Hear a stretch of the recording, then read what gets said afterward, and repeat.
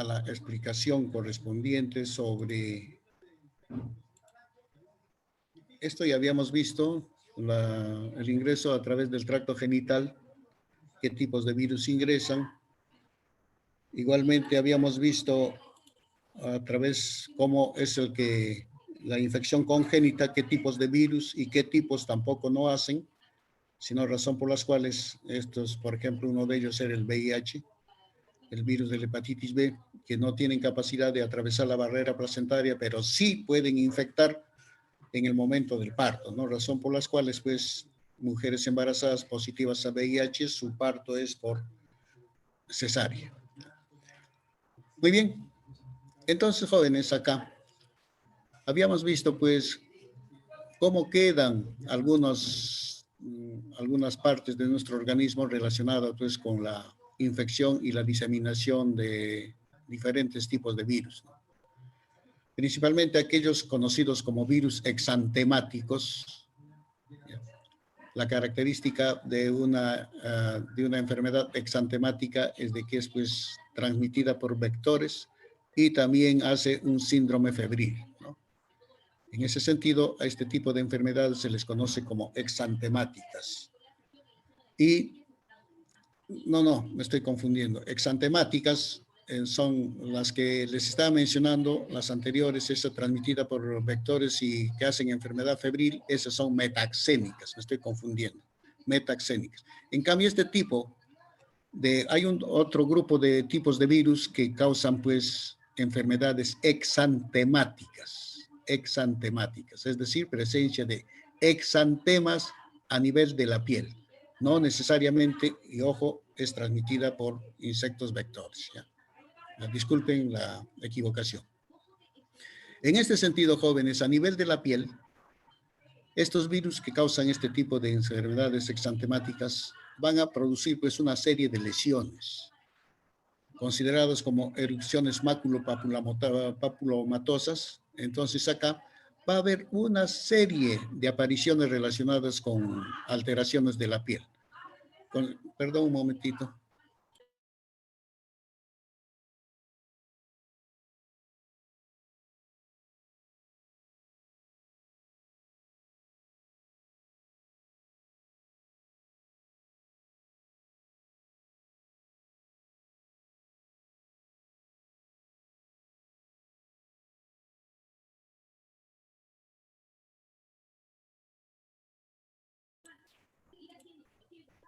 Ya, muchas gracias.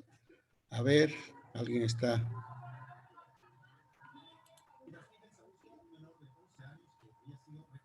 Así, sí pedí un momentito para cortarme, porque estaban haciendo al costado bulla y parece que estaba interfiriendo.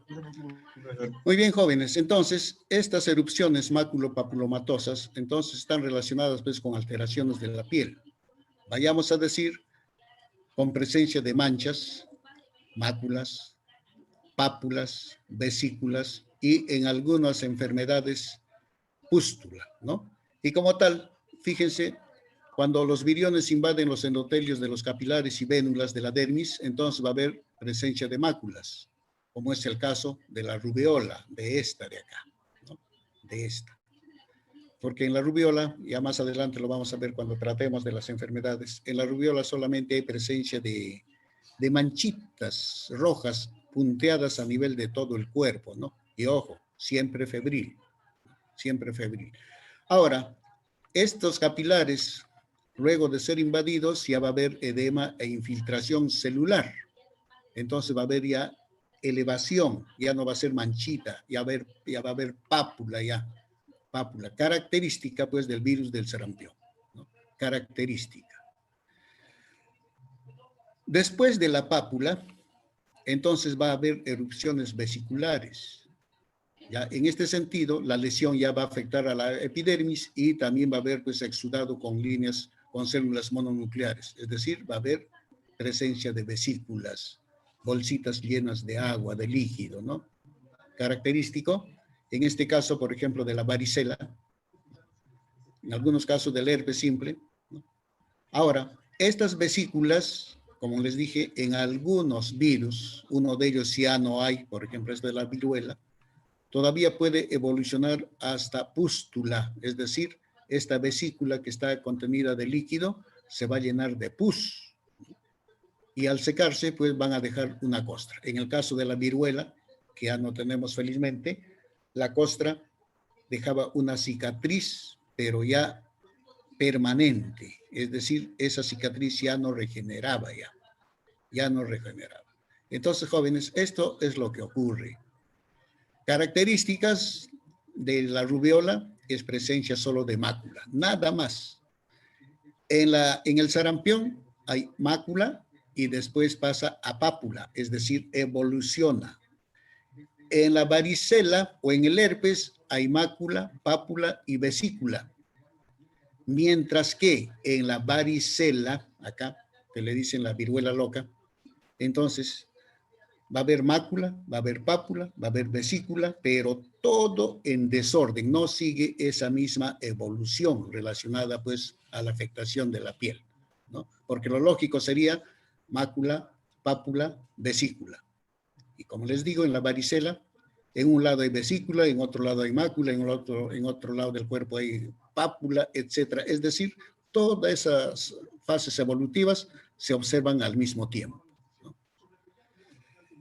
En cambio, en la viruela sí era así, mácula, pápula, vesícula, pústula, costra y cicatriz. Esa era la característica de la viruela, ¿no?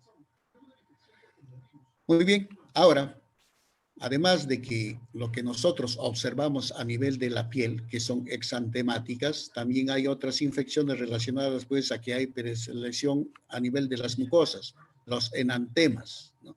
Esta a nivel de las mucosas también está presente pues con este tipo de herpes, ¿no? Aquí principalmente a nivel de la mucosa oral, ¿no? Que se llenan de vesícula y fácilmente se rompen pues con esas vesículas y dejan pues esa plaquita blanquecina característica del herpes. Y aquí tenemos los ejemplos pues de la mácula. Fíjense, es una manchita nomás, ¿no? Aunque aquí la mancha es muy exagerada, ¿no? La pápula, fíjense, son lesiones nodulares acá. La placa, esto es tipo alergias, ¿no? El tumor, ese es ya otro tipo de consecuencia relacionada pues principalmente a virus oncogénicos, la vesícula y la pústula, ¿no? Acá. Entonces, esto es lo clásico en estas enfermedades relacionadas pues a la afectación de la piel. Ahora, por el sistema nervioso central, cuando afectan esta zona, entonces, primariamente la diseminación es por vía hematógena, ¿no? Los enterovirus, virus de las paperas, en el virus de la rubiola y el citomegalovirus. Después van a lesionar ya estructuras relacionadas con el sistema nervioso central, pueden afectar o infectar a las meningis. En este caso se conoce pues como meningitis. Si es el cerebro, es la encefalitis. Si es el cerebelo, es cerebelitis. Y si es a nivel de la médula espinal, es conocida pues como una mielitis. Acá. A ver, jóvenes, relacionado con esto, ¿me podrían decir algún tipo de enfermedad que ustedes recuerden?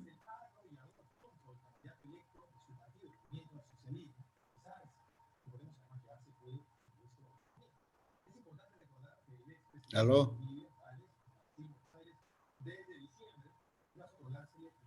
Así sea de animal, profesor. Así sea. El que ataca, bueno, el cerebro, podría ser el parvovirus, aunque ataca el sistema nervioso central. No, no, la enfermedad, les digo, Ah, la ya. enfermedad. Ah, ya.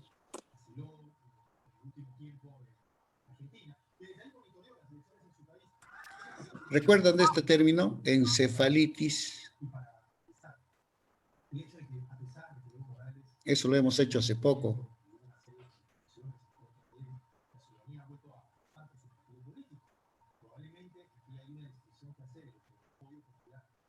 ¿No lo recuerdan?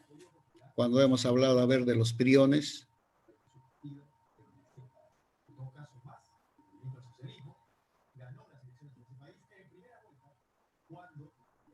Uru. No, no, la enfermedad. Así ese término, encefalitis. Claro, el curu es uno de ellos, ¿no?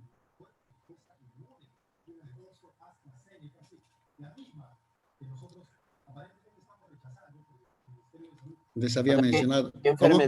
¿Qué enfermedades causan encefalitis? A eso. No, o sea, el término general. Estos priones ocasionan, les había mencionado, encefalitis y una palabrita más. Profesor, usted Dime. mencionó encefalopatías espongiformes. Ajá, encefalopatías espongiformes, ¿no? Entonces, una de ellas es la encefalitis espongiforme, ¿no? Y descrita ya el escrapie, el mal de las vacas locas, en los humanos el curu, el insomnio familiar letal, etcétera, ¿no? Y esto de acá, de la médula espinal, que dice mielitis, ¿a qué enfermedad, a ver, les puede acercar? Que es una enfermedad, ya esto ya quiero que me digan el nombre de la enfermedad, no el término general. Una enfermedad paralizante.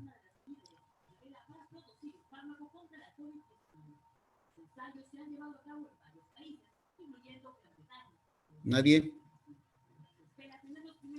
Que es una enfermedad inmunoprevenible. ¿Tampoco? Les había dicho enfermedad paralizante, principalmente, no principalmente, exclusivamente de las extremidades inferiores. ¿Parálisis? No, pues hija, es parálisis, es ya como paralizante, ya les estoy diciendo. Quiero que me digan el nombre de la enfermedad. Ah, ya, el que es con la vacuna, creo. El de niño te vacunan por el polio, creo. El polio. La poliomielitis, pues, la Poliomielitis. poliomielitis, ¿no? Claro, la poliomielitis, por ejemplo, el virus este que causa la poliomielitis afecta, pues, exclusivamente la médula ósea, ¿no? Los nervios motores, acá. Por eso es que estas personas que sufren de poliomielitis están afectados, pues, a nivel del sistema nervioso de las vías inferiores, ¿no? Acá. Fíjense, el virus de la rabia llega al sistema nervioso por diseminación por los filetes nerviosos. El VIH lo hace probablemente a través de macrófagos. Esto ya más adelantito lo vamos a ver. Y los poliovirus tienen preferencia por las células del cuerno anterior de la médula, la motoneurona anterior. ¿Ya? Los arbovirus afectan las células encefálicas y el virus del herpes simple puede afectar a todas las células del sistema nervioso. Este virus herpes simplex es muy peligroso en aquellas personas pues, que tienen significativamente disminuido su sistema inmunológico. Acá. Muy bien, y fíjense acá la diseminación neural. Les estaba mencionando de este de acá, del HIV. ¿Cómo es el que el HIV puede llegar hasta el sistema acá nervioso central relacionado pues con su pasaje, ¿no? Fíjense, va a tomar una acción relacionada pues al caballo de Troya, es decir, se va a acoplar, se va a disfrazar este de acá, ¿no?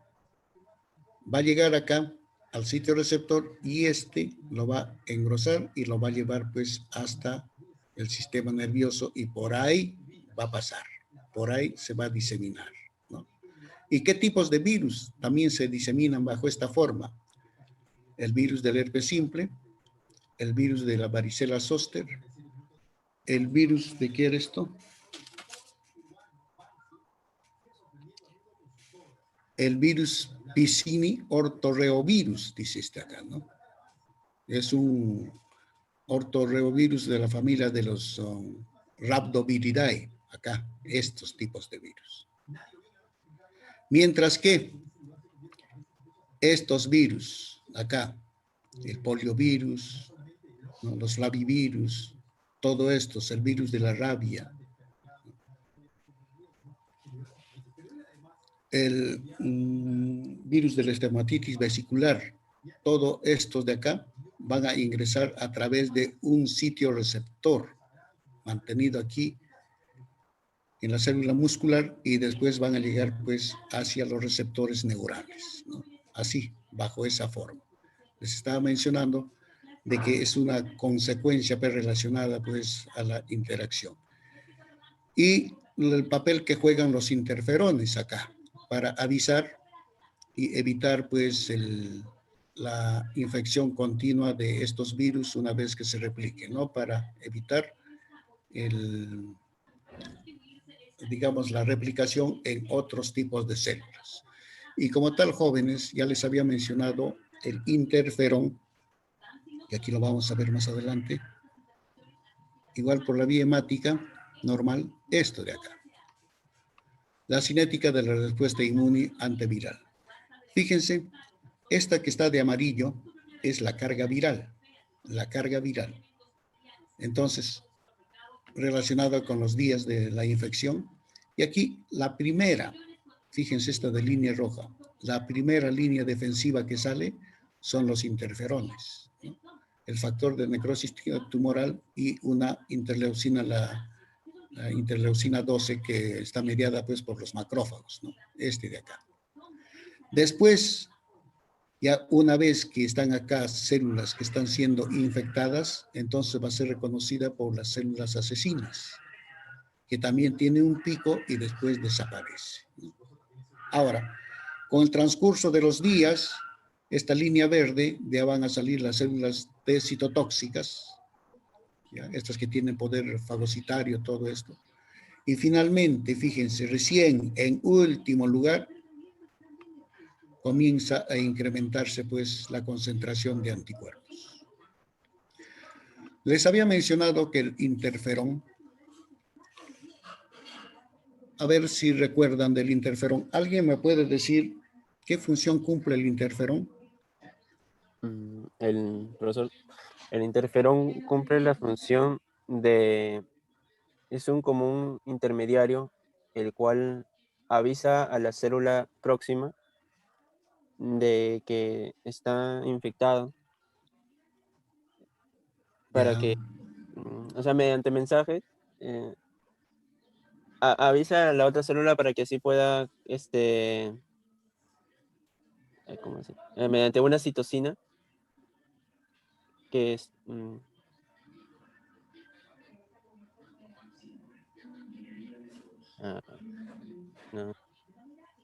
¿No es activar las células perdón, asesinas?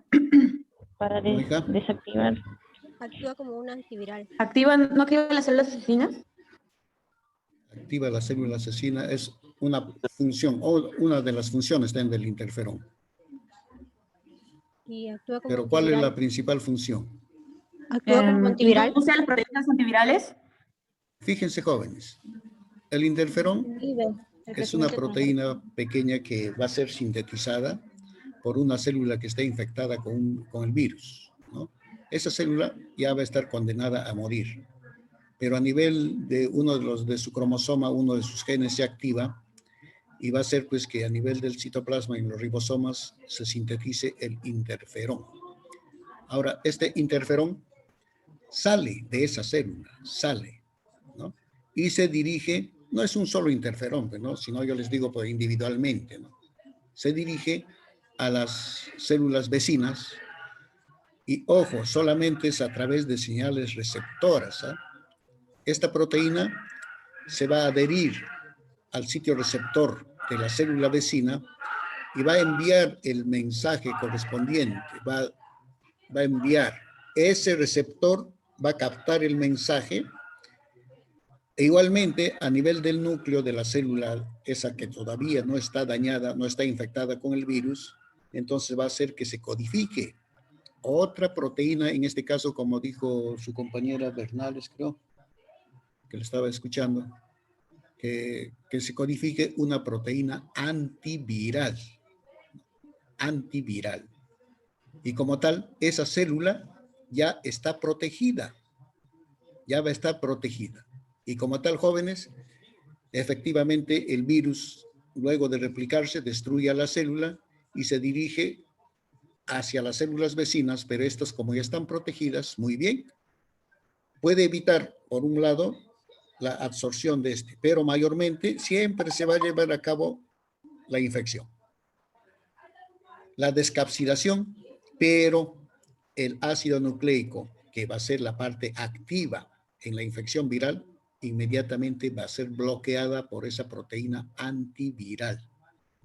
Lo bloquea, lo neutraliza y ahí queda estática el proceso de infección. Ya no puede ser viable ese genoma Profe. para poder replicarse. Dime, hija. Usted había dicho en clases anteriores que por eso, porque se neutraliza, ya el virus no va a tener capacidad de desnudamiento, ¿verdad? Claro, que por eso les estoy diciendo, hay otros aspectos que impiden que el virus se absorba, pero mayormente les digo, de todas maneras puede llevarse a cabo la infección. No necesariamente eso, sino hay varias etapas dependiendo del tipo de virus que se trate. Ahora, este interferón, fíjense, ¿qué propiedades le da a la célula? Si, por ejemplo, está siendo atacada, vayamos un ejemplo así, ¿no? Por un herpes simple. Listo. Entonces, esa proteína antiviral que se forma en las células vecinas, entonces, bloquean fácilmente al virus del herpes simple. Pero que también cualquier otro tipo de virus que pueda tratar de infectar a esa célula. En otras palabras, fíjense. Le voy a decir con un ejemplo así. Ya, yo me voy a poner en el ejemplo, ¿ya? Listo. A mí me va a dar el herpes simple, me va a atacar el virus del herpes simple. Muy bien, va a infectar a mi célula, efectivamente, se va a replicar, pero ya mis otras células ya tienen esa proteína antiviral que ya mi célula esa que está siendo dañada ya envió el mensaje a través del interferón. Listo. Ahora, esas otras células ya están protegidas contra el herpes virus. Y efectivamente, destruye a la célula que ha sido atacada, va a las células vecinas y ya no puede replicarse. Listo. Pero ¿qué pasa? En forma inmediata yo me infecto con el virus del resfriado común. Ese virus va a tratar de replicarse. Pero ¿qué va a suceder? Que al momento de que se absorba, ingrese, esa proteína antiviral también lo bloquea. Es decir, que el virus del resfriado común no puede replicarse. Me infecto con otro tipo de virus. Igualmente, ingresa, se denuda, quiere replicarse, va a ser bloqueado. ¿Qué les hace pensar a ustedes lo que les estoy mencionando? ¿Puede erradicar a los patógenos? ¿Mm? Que la proteína antiviral es efectiva para todos los virus. Ajá, es inespecífica para cualquier tipo de virus, ¿no? Contra cualquiera, es igual que nuestro mecanismo inespecífico, a cualquiera lo agarra, ¿no? Esa propiedad tiene el interferón.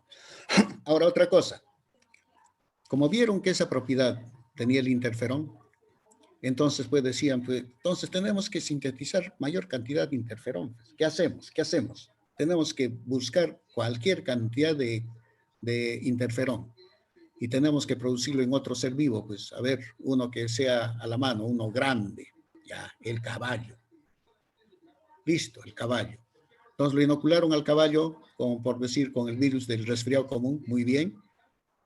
Y ese caballo, en su interior, pues va a formar su interferón. Y efectivamente formó el interferón.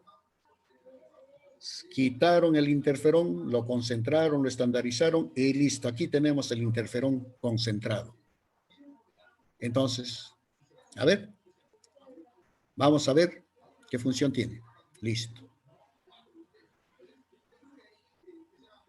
Le inoculan a una persona voluntaria, concentrado de interferón, listo, y le infectan con el virus. A ver, vamos a ver con el virus del resfriado común. Sorpresa, esa persona se enferma con el virus. se enferma. Chispas, de repente, a ver, a otro voluntario. Ya no le infectamos con el virus, ya le infectamos con el herpes. Le inoculan el herpes y también se infecta, es decir, se enferma. ¿Qué? A otro, con otro virus, igualito, se enferma. ¿Qué es lo que está sucediendo?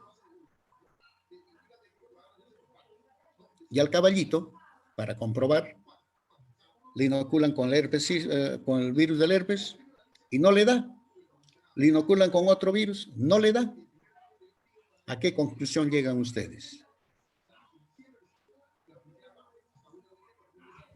Que los interferones son diferentes en cada organismo, en los humanos, en los animales. ¿Eso qué significa? Mm, Del primero que hablé, ¿qué he dicho? Que el interferón es inespecífico. inespecífico. Ahora, en este caso, Específicos. ¿es específico de qué? De especie. De especie. Si el interferón es producido por el humano, solo sirve para el humano. Si el interferón es producido por el caballo, solo sirve para el caballo. Solo sirve para el caballo. Entonces, jóvenes, esas características tiene el interferón. Pero, lamentablemente, fíjense, su tiempo de vida, ¿es largo o es corto? Corto. Solamente protege unos 3, 4 días, nada más. Y después desaparece. ¿No? Ahora, como les mencionaba, como su compañera te mencionó, que una propiedad también del interferón era pues que activaba a estas células asesinas, ¿no? Y como tal, fíjense también acá, estas células asesinas, pero también con el tiempo nuevamente desaparecen, ¿no? Y ojo, no desaparecen hasta cero, ¿eh? Como ustedes pueden estar viendo, no desaparecen hasta cero. Se mantienen ahí, pero en límites así de concentraciones adecuadas. Las células citotóxicas, fíjense, tampoco se mantienen así, estables a nivel todavía de concentración. Pero los anticuerpos, estos sí tienen ascendencia, ¿no? Acá. Y como ustedes pueden ver, jóvenes, los anticuerpos se forman después, ¿ya? Después. Eso es lo que ocurre. Esa característica da el interferón. Muy bien. ¿Alguna pregunta respecto a esto? Sí, profesor, una consulta. En el gráfico Dime. dice interferón alfa y beta. Ajá. Ya, ¿eso a qué se refiere? Son dos tipos de interferones. Alfa y beta. Son dos variedades, en otras palabras, de interferón. Acá. Y las dos tienen esta misma función. Ya, equivale a un virus que tiene 8 o 9 días de infección. Así como antes decía, es de acuerdo a los tipos de virus. Claro, dependiendo. Por ejemplo, el del VIH, esto pues no, esto es poquísimo, pues el VIH tiene que ser no días, sino años. Esto depende este es un gráfico así a nivel general que no incluye pues ningún tipo de ejemplo viral en este caso. Solamente para que ustedes vean cómo es de que actúan estos elementos relacionados pues con la carga viral. Y para los virus que tienen más tiempo de infección, el mismo interferón también actúa el alfa y beta. Sí, efectivamente. Pero, como les digo, en esa sí, su tiempo de vida es así corto. Lo único que varía es esto, de los anticuerpos, la formación de anticuerpos. Y esta carga viral, esto de acá. Porque aquí da a pensar de que, ¿cómo se llama? En 8 días ya se inactiva el virus. Esto, por ejemplo, lo podemos aplicar para un caso de resfrío común, por ejemplo, ¿no? Su ciclo de este virus es pues ese tiempo. Se manifiesta la sintomatología, estamos así relacionados aquí con la sintomatología, con el estornudo, con el lagrimeo, con la rinorrea, etcétera, y de ahí 4 o 5 días y comienza ya a disminuir, ¿no? Y el virus acá se inactiva, pero lo tenemos siempre en nuestro cuerpo, siempre en nuestro cuerpo. ¿Alguna otra?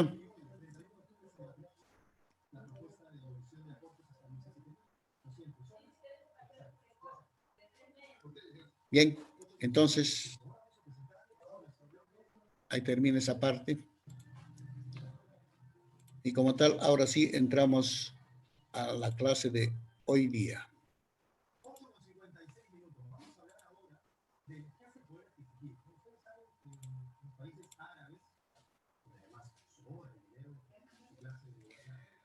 A ver, la general.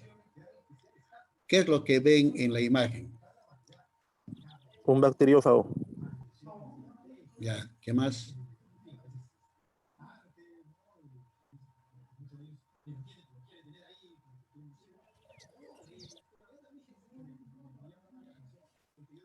Aparte del bacteriófago, ¿qué ven?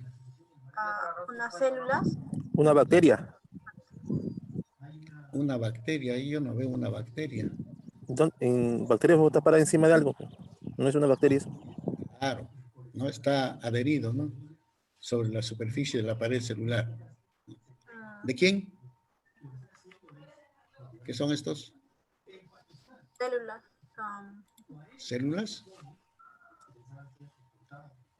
¿Qué serán estos de acá, que están acá? Acá. Parece bacteria. Son bacterias, ¿ves? Por eso son bacteriófagos. ¿Cómo un bacteriófago nunca va a infectar pues, a una célula animal o vegetal? De su nombre, pues, bacteriófago. Entonces son virus de bacterias. Es decir, son exclusivos de bacterias, solamente infectan a bacterias. Muy bien. A ver, recordando microbiología, ¿qué tipo de bacteria será esta que están viendo ustedes acá así, por su forma? Bacilos. Bacilo. Ya es un bacilo. Muy bien. Ahora, ¿qué será esto que está acá? Esto que estoy indicando con el Flagelo. flagelo. Ya. ¿Y qué tipo de flagelo será?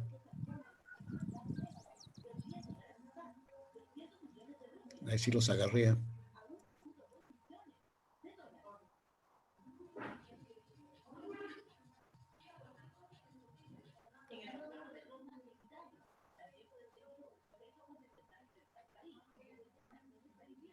¿Solo está en un sentido, profesor? Ahí, aquí está, Por eso, si es en un sentido aquí solamente aquí en este sentido. Acá no hay, acá no hay. monótrico. Cuando está en un, Monótrico. no hay en un ¿Cómo? solo monótrico, cuando está en un Monótrico. solo sentido. Monótrico. ¿A qué llaman ustedes flagelo monótrico? El monótrico es cuando está en la parte terminal de la bacteria. Cuando el flagelo empieza en la parte terminal de la bacteria. O sea, El en flagelo, extremo. ¿no? Claro, el Pero hay flagelo cuántos flagelos están viendo. 2. Dos, Dos. entonces ya no es monótrico. Ah, ya. El monótrico es un solo Lofótrico. flagelo. Lofótrico, entonces. Lofótrico, pues lofótrico. Un flagelo lofótrico, ¿no? Acá. Muy bien, y fíjense pues la característica del bacteriófago, ¿no? Característico acá. Entonces, jóvenes, parte de la clase de hoy día va a ser eso. Y aquí tenemos la característica morfológica de un bacteriófago, ¿no? La cápside, el ácido nucleico que está en el interior, esto de acá, que es como resorte, es la vaina, el vástago, que es este tubo externo, acá. Esta es la placa basal y estos son sus fibras caudales o cola que le dicen, ¿no? Acá. Y aquí lo tenemos más esquemático en cuanto se refiere a eso, ¿no? La cabeza y la cola, la cápside, que es proteica, su ácido nucleico, un collarcito, la lámina, el núcleo, que es donde está pasando, fibras y la placa basal, ¿no? Acá. Esa es la estructura morfológica de un bacteriófago. Como tal está considerado pues como un bacteriófago complejo, o sea, como un virus complejo. Bien, entonces jóvenes, cuando hablamos de los bacteriófagos pues del término griego, devorador de bacterias, ¿no? Simplemente también se les considera como fagos. Son virus que se multiplican solo en el interior de las bacterias haciendo uso de algunas o todas sus maquinarias biosintéticas, pero no el virus, sino de la bacteria, ¿no? Y estas, fíjense, estas son microfotografías electrónicas. Cómo una célula bacteriana, una sola célula bacteriana puede ser infectada por cualquier cantidad de bacteriófagos, ¿no? Fíjense acá. ¿No? Fíjense. Estos bacteriófagos pues se absorben a la superficie de una bacteria susceptible, ojo, susceptible, es decir, que tiene que ser su bacteria hospedera, penetra el ácido nucleico del fago, se replica, se expresan los genes del fago, se sintetizan las proteínas y se ensamblan nuevas proteínas virales, ¿no? Y finalmente pues el fago, la bacteria se lisa, ¿no? Revienta y se liberan cualquier cantidad de fagos. Pero vamos a ver más adelante. Fíjense qué tipos de fagos tenemos. Los icosaédricos sin cola, tipo cualquier otro tipo, por ejemplo, el virus de la hepatitis A puede ser de este tipo, pero es un bacteriófago, y este bacteriófago es el fago X174. Están codificados así en ese término estos fagos, ¿no? Icosaédricos con cola, el famoso fago lambda, acá. Y los filamentosos, el fago M13, ¿no? Se parecen pues al virus del mosaico del tabaco, pero estos son bacteriófagos, exclusivos de bacterias, ¿no? Fíjense, los bacteriófagos pueden ser de ARN o puede ser de ADN, de doble, o sea, de simple o de doble cadena en el ARN, en el ADN igualmente de simple o doble cadena, ¿no? Son diversidad, pero los más conocidos es el fago lambda, por su capacidad, vamos a ver más adelante, por su capacidad de entrar a otro tipo de infección con la bacteria. Acá pueden actuar de dos formas distintas. Una, multiplicándose en el interior de la célula infectada, y otra, usando el material genético en la que se aloja, produciendo cambios genéticos en ella. En el primer caso, el virus va a matar a la bacteria. En el segundo caso, el virus no mata a la bacteria. No mata a la bacteria. ¿En qué sentido? Cuando mata a la bacteria, se conoce como ciclo lítico, y cuando no mata a la bacteria, se conoce como ciclo lisogénico. En dos sentidos relacionados, pues, a la infección de los fagos a las bacterias. Para ello, al igual que en nuestros casos, ¿no? Aunque en nuestro caso es más pasos sigue, ¿no? Absorción, penetración, denudamiento, todo eso es hasta el ensamblaje y liberación, ¿no? En cambio acá son 3 pasos: la absorción o fijación, la fase de contracción y la fase de penetración. Ahí está. ¿En qué sentido? Fíjense. En los dos casos de infección, me refiero a esto, lítico y lisogénico, los virus se unen por la placa basal a la cubierta de la pared bacteriana. En otras palabras, su placa basal, esta y las fibras caudales deben ser compatibles con la célula bacteriana. Bien, una vez que se ha fijado, entonces viene la etapa de contracción. La cola se contrae y el ácido nucleico del virus se empieza a inyectar. Esta colita, les estaba mencionando, esta colita, esto de acá, esto de acá. Esto es como un resorte, esto de acá. Y por dentro, ustedes están viendo, tiene un tubo, ahí está, un tubo, que al momento de contraerse, emerge ese tubito, fíjense. Y ese tubo es hueco, es hueco. Entonces, se contrae este vástago y llega acá, sale. Entonces, la contracción es con tal fuerza, jóvenes, que rompe, pues, la estructura de la pared celular de la bacteria, la perfora, ¿no? La perfora. Y al quedar perforada esa pared celular, entonces comienza pues el proceso de inyección. ¿Pero inyección de qué? Del ácido nucleico del virus, ¿no? Aquí está. El ácido nucleico del virus penetra en el citoplasma de la bacteria. Y a partir de ese momento puede seguir cualquiera de esos dos ciclos, ¿no? Lítico o lisogénico. Fíjense lo que sucede, jóvenes. Esta es la excepción. ¿Por qué el virus no ingresa totalmente al interior de la célula? ¿Pueden decirme? Si es virus intracelular.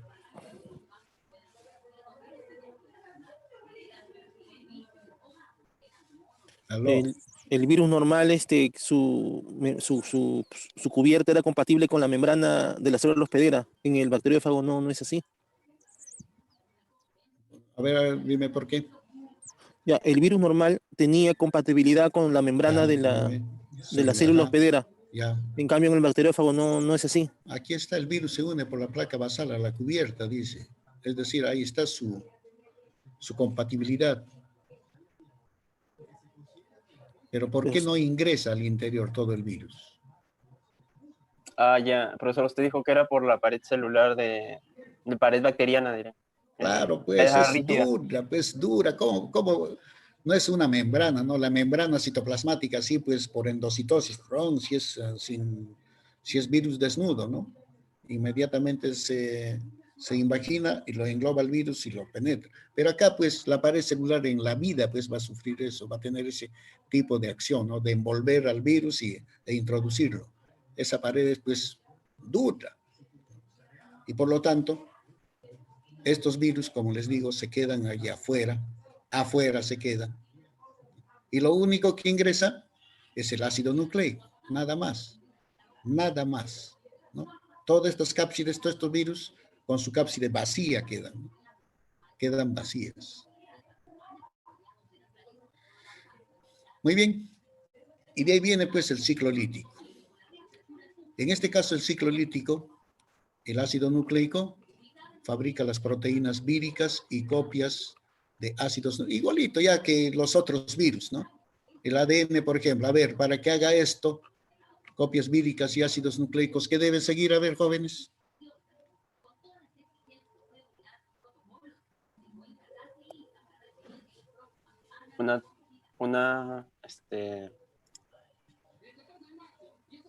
Sería-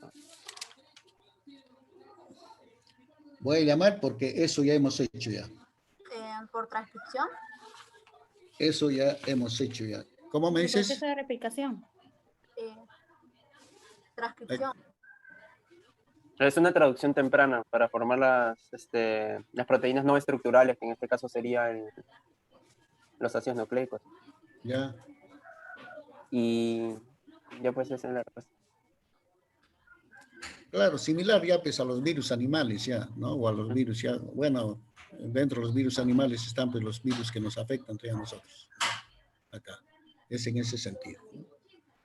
Cuando es ADN, ¿qué sucederá?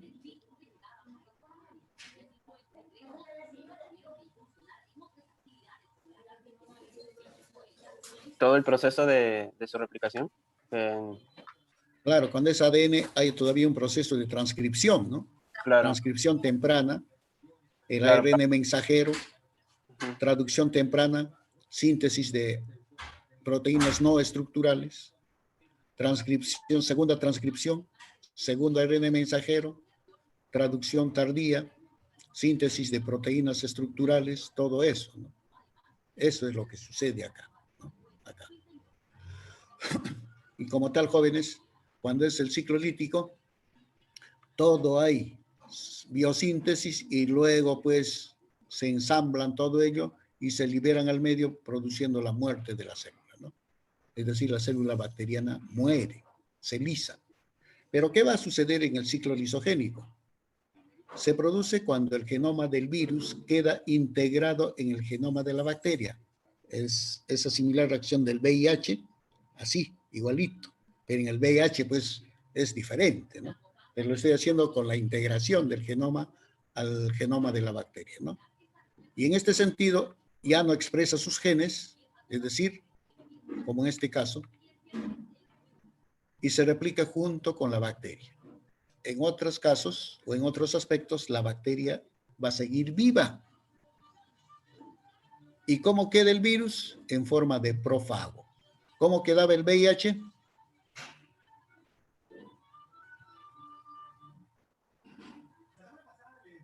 El VIH, ¿cómo quedaba cuando se unía al cromosoma de la célula?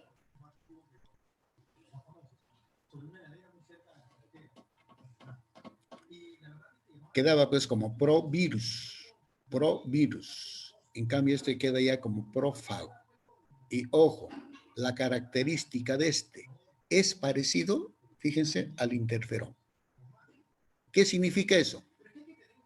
¿Qué puede suceder con esta bacteria? A ver.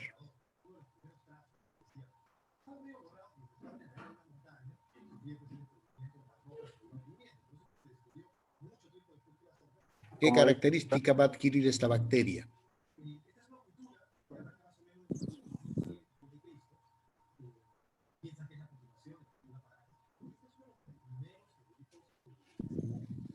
¿Qué característica sucedía con las células que estaban con la proteína antiviral frente a la infección por otros virus? Es inespecífica. Inespecífico. Entonces, ¿qué característica le va a dar este genoma viral? También A sería la bacteria. inespecífico. Igual, fíjense, va a ser resistente al ataque de otros bacteriófagos. ¿Mm? Inclusive al bacteriófago que lo ha inoculado, que lo ha infectado. Ya no va a ser capaz de ser infectado ya. ¿Mm? Acá. Este de acá. Como va a seguir viva, entonces viene otro bacteriófago que es compatible y ya no puede. ¿Mm? Es decir, le confiere un grado de resistencia a la bacteria. Ojo, solo en esto. Y ojo, el ciclo lisogénico solo se da en aquellos virus que tienen ADN, porque no va a ser pues un virus con ARN. En la vida, pues un ARN se va a juntar con el ADN de la bacteria, ¿no? Muy bien, jóvenes. Entonces, aquí tenemos en el gráfico dos tipos de esquemas relacionados con la transferencia del ADN. Un tipo que tenemos aquí, que lo estoy señalando, que es la transformación, y otro tipo que es la transducción. Cuando hablamos de transformación, aquí está la célula bacteriana. La célula bacteriana muere y fragmentos de su ADN, acá, lo va a recibir una bacteria receptora, acá. Y esa bacteria simplemente se va a transformar, ¿no? Pero, ojo, este ADN de acá, fíjense cómo queda. Simplemente como plásmido, ¿no? Como plásmido. ¿Ya? Y puede ser, este plásmido, a su vez, puede ser ya transferido a través de este proceso de conjugación, ¿no? Ahí está. Esta es una forma, pues, de recombinación genética en las bacterias, ¿no? ¿Cuáles son los tres tipos de recombinación genética en las bacterias?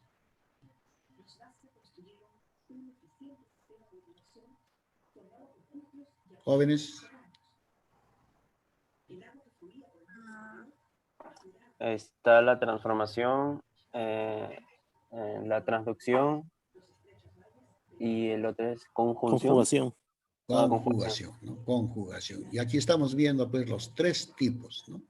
La transformación, la conjugación y la transducción. En este caso, fíjense, la transducción es como consecuencia de la infección por un bacteriófago, ¿no? Acá. Acá. Pero este bacteriófago no va a entrar al ciclo lítico, sino va a entrar al ciclo lisogénico. Al ciclo lisogénico.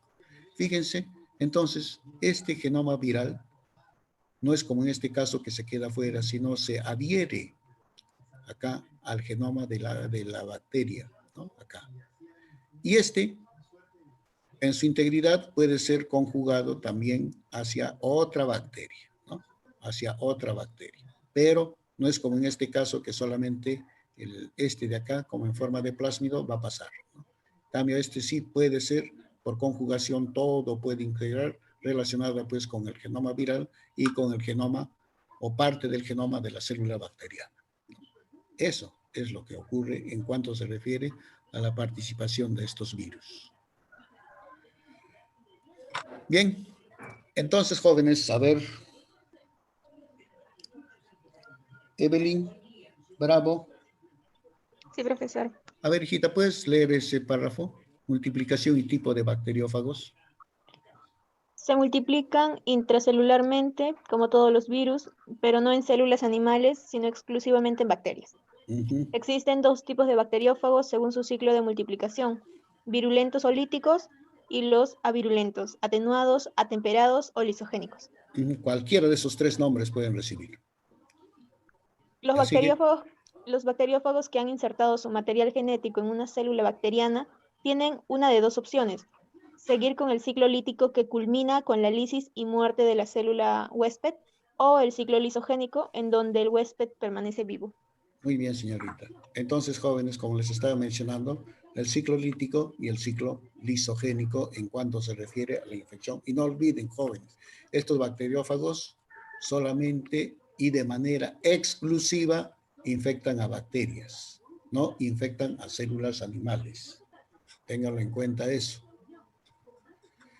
Y aquí tenemos pues el ciclo lítico de un bacteriófago, ¿no? Ahí está. Fíjense la fijación,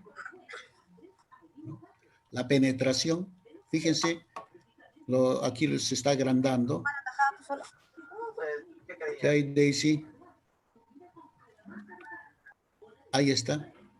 Toda la arquitectura que está acá está agrandada. Aquí está la pared celular.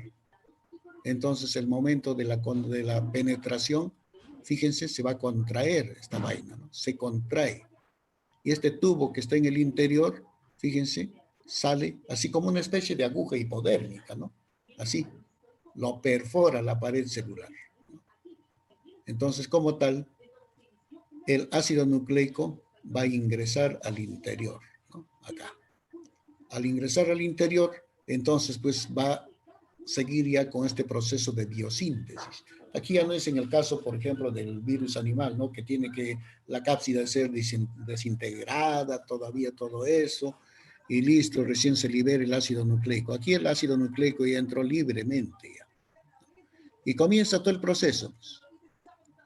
Aquí están las estructuras básicas, fíjense acá, cómo poco a poco se va armando, y finalmente ya tenemos al bacteriófago o al fago completo, ¿no? Acá. Como les mencionaba anteriormente, la materia prima ya está sintetizada, viene el proceso de ensamblaje, ¿no? O maduración que le dicen, y finalmente pues la liberación, ¿no? Por lisis de la célula bacteriana. Ese es el ciclo lítico. Mientras que el ciclo lisogénico es este de acá. Aquí tenemos la fijación como normal, acá. Inyecta su ADN, ahí está. Y fíjense el ADN, ¿qué hace? Este es el ciclo lítico, pero ¿qué hace el ADN acá? Simplemente se absorbe o se pega acá y como consecuencia de ello se convierte en prófago acá. Y esta bacteria normalmente va a seguir multiplicándose. Ahí está, con el genoma viral.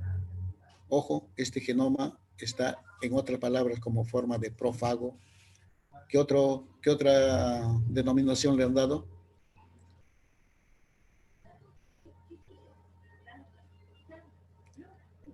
Aparte de prófago. Atenuado, ¿qué más? Atemperados o lisogénicos. Temperado, todo eso, ¿no? Acá. Y como tal, jóvenes, normalmente puede seguir este ciclo así de multiplicación celular bacteriana, ¿no? Y juntamente con cuando se replica el ácido nucleico, antes de dividirse la bacteria, entonces junto con él también se replica pues el genoma viral. Pero ojo, esto no es eterno, Va a llegar un momento en las cuales este genoma que está acá, fíjense, se va a desprender. se desprende. Y aquí está desprendido ya. Y al desprenderse, recién queda de manera activada. Recién se activa este ácido nucleico del virus. Y como ya está activo, simplemente entra pues este ciclo, al ciclo lítico. El ciclo lisogénico, jóvenes, como les digo, no es eterno. No es eterno, ¿ya? Pero mientras esté acá, la bacteria pues tiene ciertos tipos de características que parte de los genes del virus le da pues a la bacteria. Es en ese sentido. Profesor, una consulta. Dime. Ahí ahorita mencionó el virus atenuado. ¿Ese virus atenuado es el que se utiliza en las vacunas? No. Vayamos así, pero en este sentido, hablando de bacteria o solo así acá el ácido nucleico independiente de las bacterias, me preguntas. Independiente. O sea, cuando uno... Independiente, sí. Ajá. Independiente, sí. Ese genoma va a ser atenuado. Es decir, va a estar activo, pero no totalmente infectivo o infeccioso. Y para atenuarlo, pues, utiliza una serie de sustancias relacionadas, pues, para que lo estabilicen en ese sentido sin poder ser infectante. Ese tipo es. Ojo, no utilizan, en este sentido, están utilizando el genoma. Otros utilizan toda la cápside, o sea, todo el virión completo, relacionada, pues, a las proteínas estructurales que tiene, porque como son proteínas, entonces pueden formarse sus anticuerpos contra esas proteínas. Pero digamos, la investigación del hombre hacia los virus no va mayormente a las proteínas de la cápside, sino va mayormente a los genes que están aquí presentes en el ácido nucleico del virus. Contra esos va. Por ejemplo, ahora para el coronavirus, la vacuna que se está formando, que tratan de sintetizar, ¿está yendo contra la cápside o contra el genoma viral? Contra el genoma. Contra el genoma viral, que prácticamente al genoma viral lo han desnudado totalmente y están buscando cuáles son esos genes que mayormente pues le dan la virulencia al virus, ¿no? Y tratan de inactivarlo en ese sentido. Entonces las vacunas que se están sintetizando, que se están probando, están yendo contra esos genes que son pues, digamos así, importantes a comparación de los otros. Eso es lo que ocurre. ¿Está bien? ¿Aló? Gracias. Gracias. Ya, Roger. Y fíjense, acá. Dice aquí, en la lisogenia, la mayor parte de los genes víricos no se... Y el genoma viral, ¿qué cosa dice acá? No se expresan, ¿no? No se expresan y el genoma viral se replica en sincronía con el cromosoma celular. Ya les había mencionado que entra pues en un estado de latencia, ¿no? Ahora, para que ocurra la lisogenia, deben ocurrir todavía dos sucesos. Impedir la producción de proteínas tardías del fago, integrar una copia del ADN del fago al cromosoma del hospedador. Y finalmente, según las circunstancias, el ADN vírico se separa del ADN de la célula hospedador y comienza el ciclo lítico, es decir, ya lo que les había mencionado anteriormente. Ahí está. Característica del ciclo lítico, característica del ciclo lisogénico, ¿no? Va a seguir, va a seguir, va a seguir, y va a llegar un momento, pues, que este ADN se induzca o entre un proceso de inducción, se libere y nuevamente entre al ciclo lítico. Bien, cuando se habla de transducción... Profesor, Dime. disculpe, en la anterior diapositiva decía daño al ADN por UV. Por rayos ultravioleta. Ya, por rayos ultravioleta. Ya. Por rayos ultravioleta. Es que hay procesos en los cuales acá puede exponerse estas bacterias a rayos ultravioleta. Y los rayos ultravioleta en algunos casos tienen acción mutagénica, ¿no?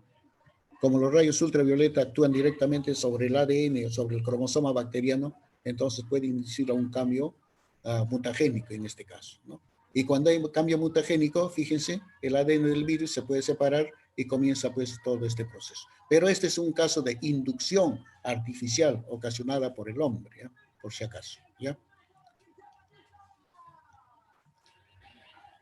Bien, cuando hablamos de transducción, la transducción pues es la transferencia de material genético entre bacterias a través de un bacteriófago, ¿no? Esta es la transducción. Ahora, hay transducción generalizada y hay transducción especializada. En la generalizada dice el ADN de la bacteria que puede preceder de cualquier parte del genoma, pasa a formar parte del ADN de la partícula madura del virus en lugar del genoma del virus. Mientras que en la especializada ocurren algunos virus atemperados. El ADN de una región específica del cromosoma bacteriano se integra directamente al genoma del virus, generalmente reemplazando algunos genes víricos, ¿no? El total y fragmentos o partes del cromosoma bacteriano. Entonces, jóvenes, tanto en la transducción generalizada como en la especializada, la partícula viral generalmente es defectiva, ya que en algunos genes virales han sido reemplazados por genes bacterianos, ¿no? Esto es lo que ocurre. Igualmente, solo una pequeña porción de partículas transductoras, la PT, inyectan el ADN que recibieron y son de tipo transductor efectivo. Baja probabilidad de tener un gen determinado y los fagos capaces de formar estas partículas transductoras son atemperados o virulentos. Entonces, que en cualquiera de esos dos, en aquellos que hacen ciclo lisogénico o en aquellos que hacen ciclo lítico, ¿no? Aquí en este sentido. Aquí está el ciclo lítico y aquí está la transducción, ya como anteriormente los había mencionado. Bien, y también de la transducción especializada. El evento normal, acá. Y el evento raro, ¿no? Acá. El evento raro. El evento raro es de que una porción del ADN del hospedador se intercambia con el ADN del fago, ¿no? Lo normal es que es del ADN del fago se circulariza y se separa del ADN del hospedador, ¿no? Acá. En cambio acá se está llevando un pedazo más del ADN del hospedador. Y fíjense cómo queda. Muy bien. Entonces, jóvenes, eso es todo relacionado a los bacteriófagos. Y como tal, aquí hay intercambio de material genético, como ustedes están viendo. Los virus también pues pueden hacer genética viral. Bueno, este es el ciclo lisogénico del bacteriófago. Y aquí es cómo se une, ¿no? El ADN del fago al cromosoma bacteriano, ¿no? Cómo se une. Y ya les había mencionado este famoso fago lambda, ¿no? Que es capaz de convertirse en un virus lisogénico, ¿no? Acá. Esta es la forma como se une al cromosoma bacteriano. Bien, y así como nosotros vemos este intercambio de material genético, entonces vamos a ver ahora este capítulo relacionado a genética viral. Profesor, una consulta. Bueno, dos consultas. Dime. Dígame, el tema del bacteriófago. El bacteriófago, ¿por qué ataca directamente a la bacteria? Y la segunda pregunta sería, o sea, si un bacteriófago puede ser beneficioso. Ya. Fíjense, así como nosotros somos atacados por virus, por algunos tipos de virus es porque tenemos nosotros la célula hospedera. Les había puesto inclusive el ejemplo del virus del distemper, ¿no? ¿Por qué no nos ataca? ¿Por qué no nos enfermamos con el distemper? Porque no tenemos la célula hospedera. Igual, los bacteriófagos tienen su célula hospedera en las bacterias. ¿Por qué? Porque estas bacterias a nivel de su pared celular tienen pues el sitio compatible, es decir, el receptor relacionada con la especificidad por estos bacteriófagos. Porque también les estaba mencionando de que, ojo, no todas las bacterias son susceptibles a los bacteriófagos, no todas, sino algunos tipos de células son susceptibles a los bacteriófagos. Es decir, que hay virus específicos para las bacterias y para diferentes tipos de especies. Muy bien, ahora la segunda pregunta. ¿Los bacteriófagos pueden ser beneficiosos para nosotros? Claro. Pueden ser beneficiosos por el mismo hecho de que a través de este ciclo lisogénico se puede estudiar el material genético de ¿Quién tiene su micrófono activado que se escucha como viento. Ya, es que les estaba mencionando, estos bacteriófagos también pueden ser beneficiosos para nosotros, por el mismo hecho de que a través de ellos, uno ya les había mencionado que el hombre puede estudiar genéticamente cómo es el intercambio de material genético entre estos, porque la bacteria es un elemento procarionte que solo tiene pues un ácido nucleico, nada más, y es más fácil que estudiar, por ejemplo, en una célula eucarionte, ¿no? Las bacterias son más simples. Otro aspecto, utilizando bacteriófagos, también el hombre puede disminuir, un ejemplo clásico, las infecciones relacionadas, porque una de las bacterias más, digamos, más estudiada es la E. coli, que dice acá, en mi zona no hay luz. Ya, muy bien. Y el hombre puede controlar adecuadamente este tipo de E. coli que son enterotoxigénicos, enterohemorrágicos, relacionados pues con la disminución del proceso infeccioso en este sentido. Así. Otro aspecto es relacionado pues al control de, por ejemplo, de la calidad del agua. Entonces, ¿cuál es, qué determina la condición microbiológica en cuanto se refiere a la buena calidad del agua? ¿Qué se necesita para ser considerado así como agua apta para consumo humano? Libre de pura, libre de bacterias, libre de ¿Pero cómo se microorganismos. llama eso? ¿Pero libre de qué? Agua potable. No. Específicamente, ¿qué tipo de bacterias no debe tener esa agua? ¿Cuáles? Coliformes. Coliformes totales y coliformes fecales, ¿no? Entonces, también a eso está apuntando en el control de ese tipo de aguas relacionadas pues, con los bacteriófagos. Y obvio, ¿no? Los bacteriófagos a nosotros no nos va a causar daño en cuanto se refiere a eso. Entonces, esa es la importancia que estos bacteriófagos tienen en este sentido, ¿ya? Y la E. coli es susceptible a varios tipos de bacteriófagos. La salmonela, todos esos tienen sus propios bacteriófagos. No, un bacteriófago puede infectar a E. coli, a salmonela, etcétera. No, tienen sus propios virus, estas especies bacterianas. ¿Está bien? Allí en Chumanachu. Ari. Allí se dice. Profesor, Dime, Renato. entonces todos los bacteriófagos son algunos nomás son beneficiosos, no todos. Bueno, teniendo en cuenta la especificidad por la especie bacteriana, algunos se puede considerar pues, como beneficiosos. Oye, claro, ya, muy bien. Bien, jóvenes, fíjense, las bacterias hacen genética. Los hongos, a través de la formación de esporas sexuales, hacen genética.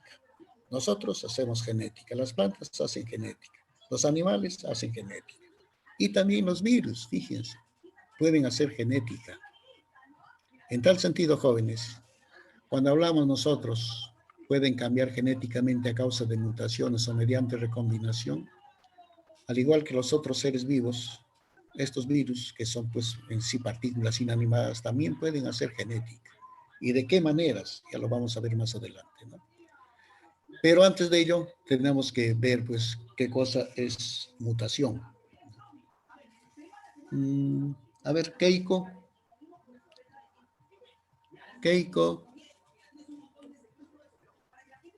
Está haciendo campaña, creo, Keiko.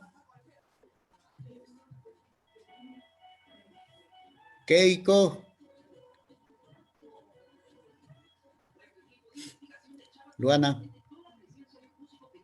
Presente, Bien, profesor.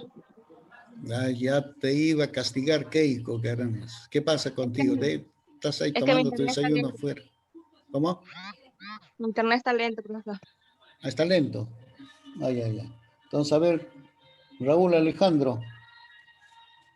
Sí, profesor.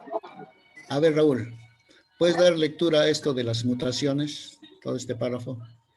A ver, las mutaciones espontáneas van a surgir naturalmente durante la replicación viral.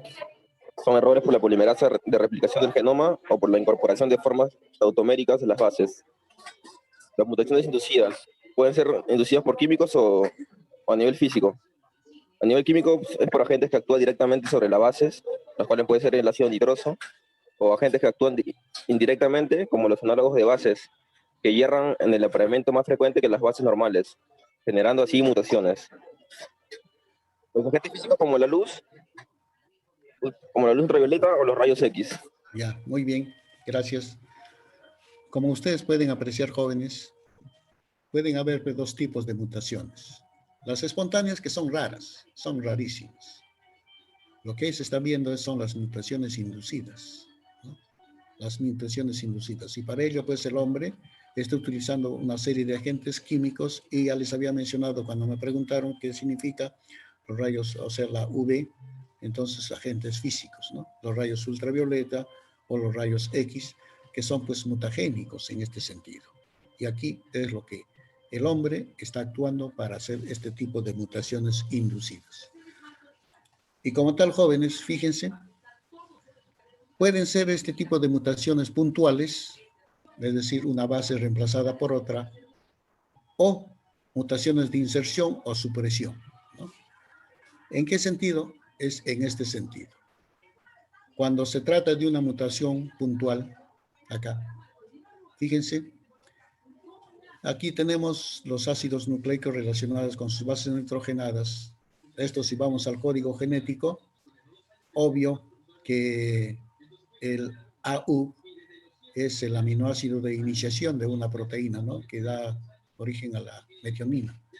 Y después seguimos así con los diferentes tipos de aminoácidos.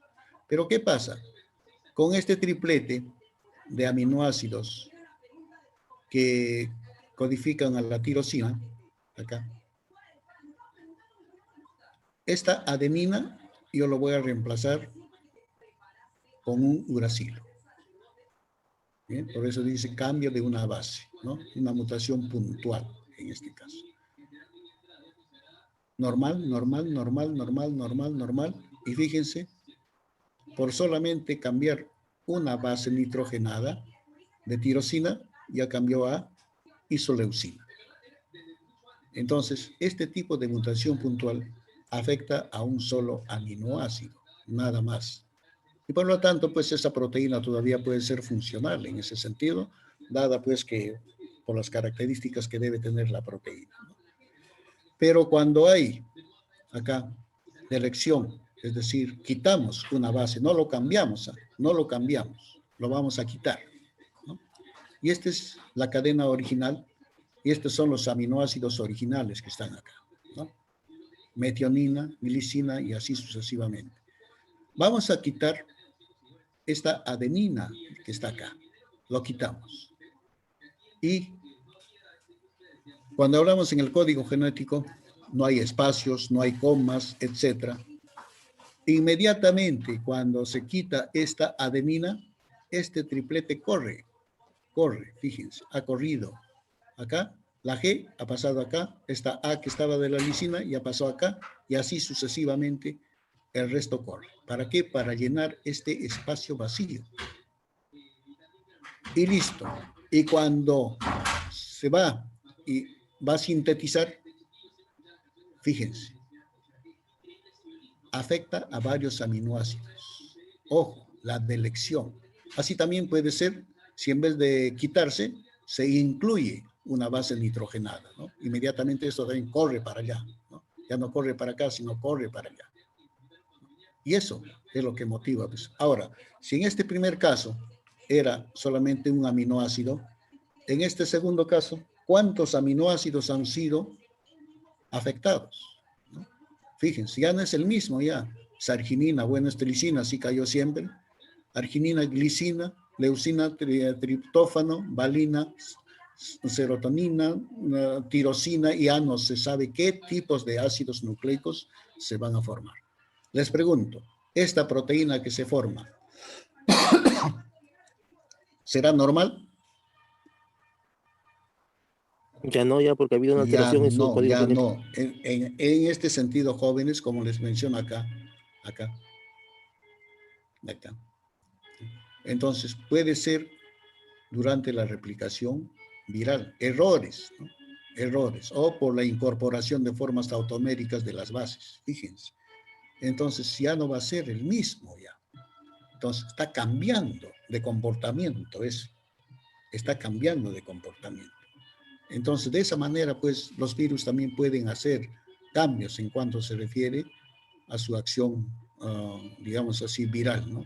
Ahora, ¿cómo nosotros observamos esos cambios, esos tipos de mutación que se presentan en los virus? Porque lo que está ocurriendo aquí es el genotipo, y aquí nosotros vamos a ver ya el fenotipo, es decir, lo que se observa, lo que nosotros podemos apreciar. Entonces, jóvenes, puede haber una serie de cambios en cuanto se refiere a las características de los virus. Por ejemplo, pueden haber mutantes termosensibles, ¿no? Cuando se habla de termosensibles, dice, crecen a temperaturas bajas, pero no crecen a temperaturas que están por 39, ¿no? Los del tipo silvestre crecen tanto a esta como a esta, ¿no? Ya ha habido un cambio y en cuanto se refiere al crecimiento o a la multiplicación o a la replicación en cuanto se refiere a cambios de temperatura. Ahora, la gama de las células hospederas solo crecen en un subgrupo de partículas de células. Fíjense. ¿Ya? Tamaño de la placa. Cuando nosotros nos referimos a placa, quiere decir pues que hay una técnica, no sé si ustedes habrán hecho en microbiología, no creo que hayan hecho esto.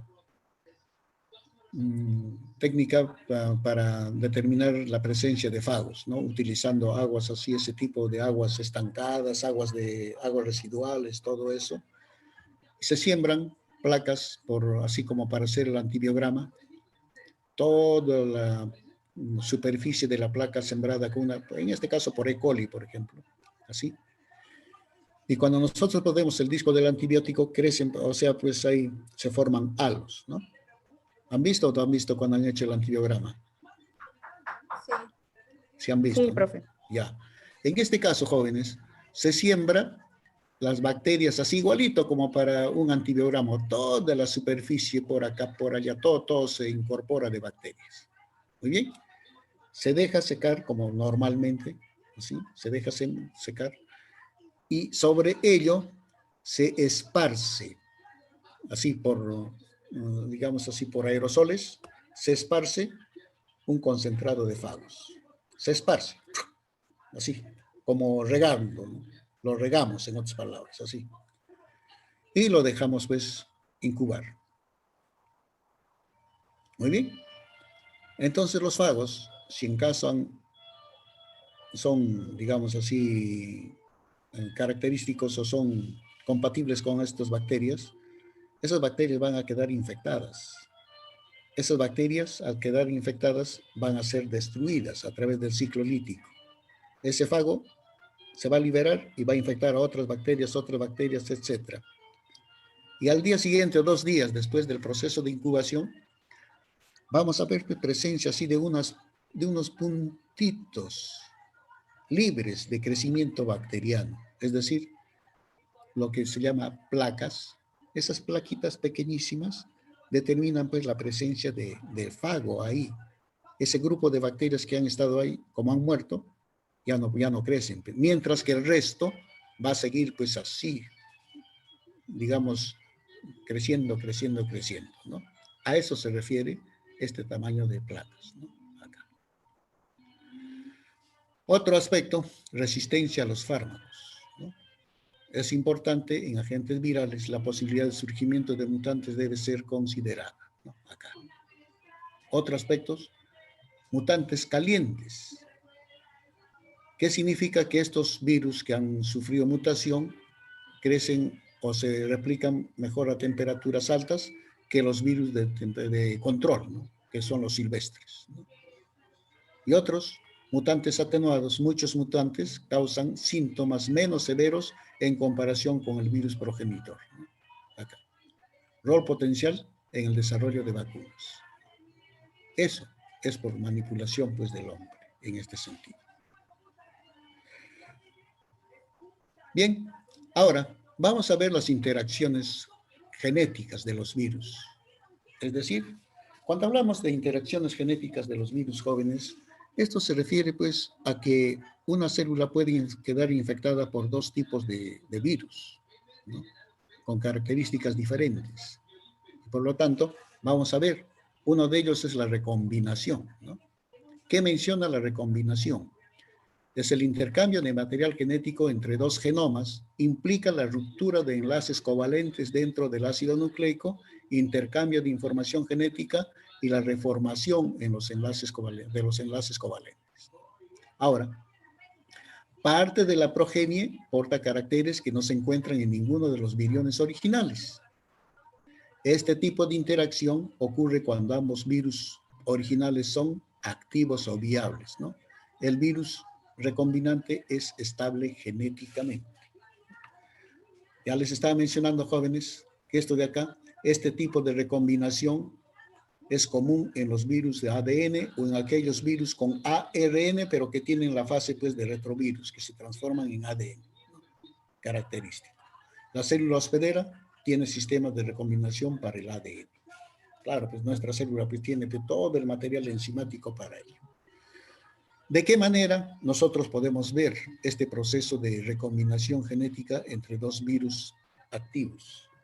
Fíjense, ahí tenemos un virus con una característica genética y otro virus con otra característica genética. Ambos son activos. Estos dos virus van a infectar a una célula. Cuando hay infección, hay replicación de estos virus. Entonces, ¿cuál puede ser la progenie? Entonces, uno de ellos es de que igualito que los originales, esto y esto. Ahí está, ¿no? Es decir, que no ha pasado nada, solamente el virus así se ha replicado de manera independiente. Ahí está. Pero, ¿qué puede suceder, jóvenes, cuando hay recombinación de material genético? Una parte de este material genético se ha ido para acá, o sea, se ha quedado, y este de aquí se ha insertado acá, y esta parte de acá se ha ido acá, y así ha quedado. Es decir, que ha habido intercambio de material genético entre las dos partículas virales. Les pregunto, ¿estas cepas virales serán iguales que estas? No. Ya no. Ya no hay, ya no son iguales, ya son nuevas cepas, ya son nuevas cepas. Y como se dijo acá en el anterior, son genéticamente Diferentes. no, son genéticamente, bueno, diferentes. Aparte de diferente, si por ejemplo, este virus, solo este virus, lo infecto únicamente, me va a dar este tipo de virus. Este infecto, o sea, infección única se llama eso, ¿no? Lo infecto con este virus, igualito me va a salir. Pero este virus, si hago con una infección genética, ¿cómo me saldrá?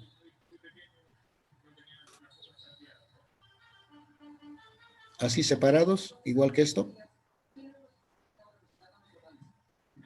Si este virus lo infecto así únicamente, solo este virus, ¿me saldrá así separados como sus progenitores? Así como esto. ¿No? ¿Cómo?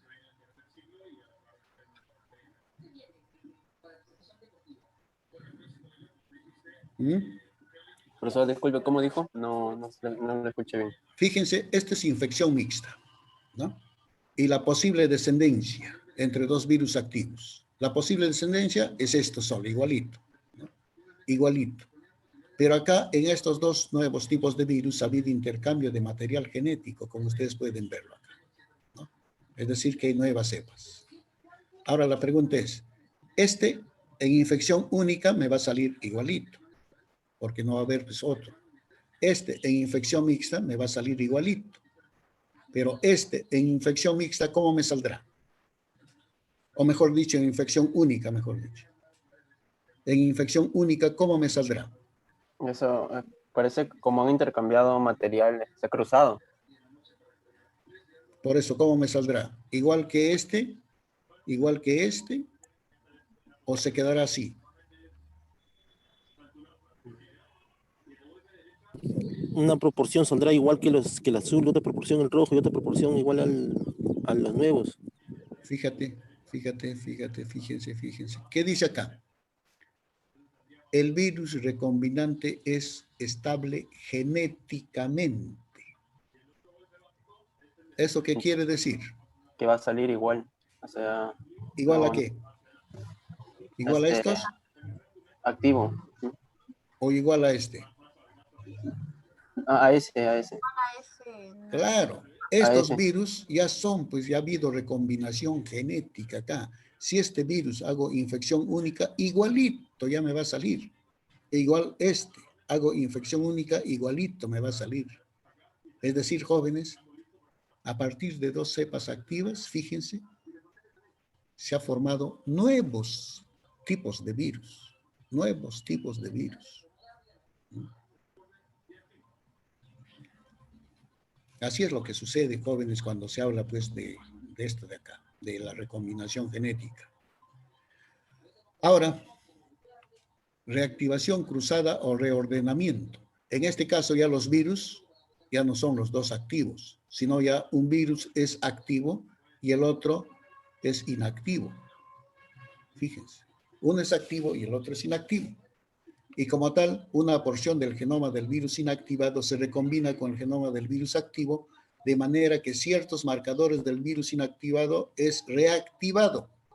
Ninguno de los descendientes es idéntico con el virus inactivado y la progenie que lleva los marcadores reactivados igualmente son genéticamente estables, ¿no? Este es un proceso eficiente pero limitado a los virus con genomas segmentados. Por ejemplo, característico de esto es este de acá, los ortomixovirus. Y dentro de los ortomixovirus pues está nuestro famoso virus de la gripe o virus de la influenza, ¿no? Acá están los reovirus, arenavirus, los buyavirus, ¿no? Todo esto que son con ARN. Bien, ¿de qué manera? Fíjense, aquí tenemos la reactivación cruzada. Aquí tenemos un activo y un virus inactivo. Ya, este está inactivo, este está activo. Una infección mixta. Bien, ¿cuál será la descendencia? En el primer caso, fíjense, como este es activo, se replica solamente así, nada más. Y este que está inactivo, si se replica solito, no va a haber pues descendencia, no va a haber progenie, porque está inactivo. Pero ¿qué sucede? Como se mencionó en el párrafo, de que parte de este segmento, de este virus que está inactivo, se recombina con este que está activo. Fíjense. Da origen a nuevas cepas. A nuevas cepas. Que también son genéticamente estables. En este caso, infección única, igualito. Este, obvio que no hay nada, no se puede decir infección única. Este, infección única, igualito. Igual este, infección única, va a ser igualito. Fíjense, jóvenes, de una inactivada se han formado 2 cepas o nuevas cepas activas en ese sentido. Hasta los virus nos hacen este tipo de jugadas. Ahora, ahí está la característica de esto acá, de la reactivación cruzada. Acá. Fíjense el intercambio de material genético. Aquí está. Esta es una cepa atenuada o inactivada y esta es una cepa activada o virulenta, ¿no? Entonces, sus materiales genéticos han sido cambiados cuando hay infección mixta y fíjense la nueva cepa de bacteria, de virus que ha salido, ¿no? Es una nueva cepa. Y esto es lo que ocurre, jóvenes, con el virus de la gripe. Temporalmente, periódicamente, este virus va cambiando, así genéticamente, se va recombinando con otras nuevas cepas y esa es la razón por la cual salen todas esas cepas e inclusive hasta ahora pues, no tenemos la vacuna adecuada contra toda la gama de virus de la gripe. Así. Ahora, hay otro tipo, reactivación por multiplicidad. En este caso, jóvenes, las 2 cepas virales son inactivadas, ¿no? Si un virus ADN de doble cadena es inactivado por rayos ultravioleta, Se puede observar reactivación del mismo si se infectan células con una multiplicidad alta de virus inactivados, ¿no? Muchas partículas virales por célula. Ojo. Probablemente la complementación permita a los virus crecer inicialmente, puesto que genes inactivados en un virión pueden estar activos en otro. A medida que el número de genomas presentes crezca por replicación, la recombinación puede ocurrir, resultando en nuevos genotipos y a veces regenerado un virus de tipo silvestre. Fíjense, aquí en este caso ya son 2 partículas, pero para que se activen o haya esta reactivación por multiplicación, debemos infectar varias partículas virales por células, ¿no? Y este es el caso. Aquí tenemos los 2 inactivos. Hoy, como los 2 inactivos, si se van a replicar así de manera independiente, no voy a obtener nada. Pero ya les había mencionado algunos fragmentos de esto, cuando hay varias partículas virales, pueden estar uniéndose y finalmente pues activar, se reactivan en este caso, ¿no? Se reactivan igual que en los anteriores casos, como son recombinaciones genéticas, vamos a tener nuevas cepas virales. ¿Mm? ¿Hemos visto? 2 cepas activas. Hemos visto una cepa activa y una inactiva. Y ahora hemos visto 2 cepas inactivas. Cómo pueden, a través de este proceso de recombinación, reactivarse y generar, pues, nuevas cepas en cuanto se refiere a la infección viral. No, mejor dicho, a la replicación viral. Bien, pero así también como hay interacciones genéticas, también hay interacciones no genéticas, es decir, en las cuales no va a participar para nada el genotipo, es decir, el ácido nucleico del virus, ¿no? Y aquí puede haber, pues, mezcla de fenotipos. ¿Qué dice? A ver. Luana. Dígame, profesor. ¿Qué estarás comiendo tú hoy? No estoy comiendo ¿no? nada. A ver, No, hijita, ¿puedes leer esto? ya. Interacciones no genéticas, mezcla de fenotipos. Si 2 virus diferentes infectan una célula, la progenie puede contener componentes en su envoltura que deriven de ambos progenitores y por tanto tendrán características de ambos en sus envolturas. No implica alteración de material genético, la progenie de estos viriones estará determinada por el genoma progenitor que sea empacado y no por la naturaleza de la envoltura. No es un cambio genético estable. Ajá. Aquí vamos a ver un ejemplo. Fíjense aquí. Aquí tenemos los virus iniciales. Aquí están los virus iniciales, ¿no? Por ejemplo, acá, sus proteínas, en otras palabras, sus capsómeros, que son aquí rosados y aquí verdes. Fíjense, en una infección mixta, ¿no? Ha habido intercambio de material de capsómeros, ¿no? Acá y aquí también, ¿no? Ojo, solamente aquí ha habido cambio fenotípico, es decir, a nivel de la cápside. No ha habido para nada interacción genética, para nada, para nada. Igual, también acá la transcapsidación, ¿no? Acá en este caso, fíjense, toda esta cápside se ha pasado acá y toda esta cápside se ha pasado acá, ¿no? Entonces, este tipo se llama, pues, mezcla fenotípica, es conocida también como formación de un pseudotipo, ¿no? Un pseudovirión. Mostrará las características de fijación, penetración, como ahí está, pues, ¿cómo se llama? Su proteína receptora de la célula, o cuando compatibiliza con la célula, entonces antigenicidad de superficie de un retrovirus, y luego al ocurrir una infección mostrará comportamiento de retrovirus, ¿no? Y producirá una progenie de retrovirus. En otras palabras, solamente eso va a modificar, ¿no?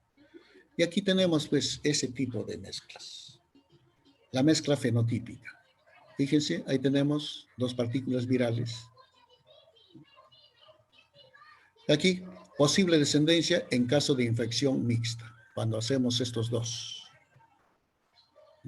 normal, igualito, ¿no? Igualito. Transcapsidación, es decir, como el anterior, esto pase acá y esto pase acá. Y cápsides mixtas, ¿no? Mezcla de cápsides, fíjense. No de capsómeros, mejor dicho, no de cápsides. Mezcla de capsómeros, ¿no? Acá. Pero ¿qué pasa cuando hay infección única? ¿No?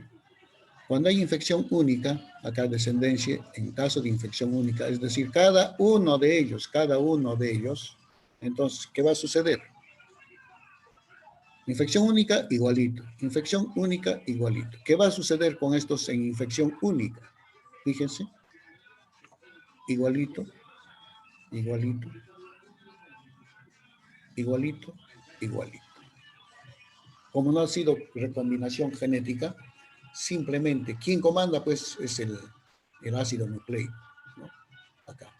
En otras palabras, ha habido equivocación en cuanto se refiere a la formación de la cápside y el ensamblaje, ¿no? Un error simplemente, pero no genético, no genético. Ahora,